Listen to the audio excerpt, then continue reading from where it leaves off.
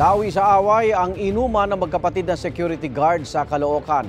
Patay ang nakakatandang kapatid matapos masaksak sa dibdib. May unang balita si James Agustin.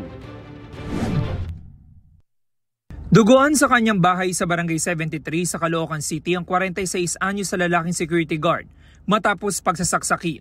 Dead on the spot ang biktima na nagtamo ng 3 saksak sa dibdib.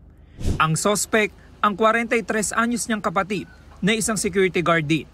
Sa imbestigasyon ng pulisya, nagiinuman ng dalawa na mangyari ang insidente.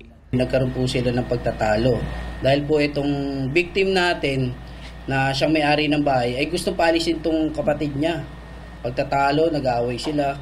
At ito pong suspect natin, nakadampot po ng isang kitchen knife, nasaksak niya po ng 3 beses itong kapatid niya. Tumakas ang suspect na kalaunay na aresto ng pulisya sa manhunt operation. Nagkaroon po tayo ng info na ito pong suspect natin nasa Malabon po, sa may Longos, bandang Longos. Pinuntahan po agad natin at doon po na-aresto natin siya agad.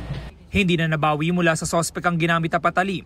Aminado naman siya na nasaksak niya ang kanyang kapatid. Hindi ko naman po sinasadya po kasi yung pangyayari, biglaan po, nagpambuno po kami ng konsilyo. Saka yung time na yun, sir, swerte na sa amin kung sino mabuhay, sir, kasi yun ang sabi niya, patayan na. Gusto ko lumabas ng pinto para maiwasan sana yung problema na yun. Problema din niya ako pinalabas, sir. Yun lang po. Ano ba pinagtalunan niyo? Dahil po yung bahay niya, pinapalayas po niya ako doon. Labis daw ang pagsisisi ng suspect sa nangyari. Sobra-sobra po, sir. Ang pagsisisi ko. Kapatid ko po yun. Hindi ko ginusto yung nangyari. Maharap ang suspect sa reklamong murder. Ito ang unang balita. James Agustin para sa GMA Integrated News.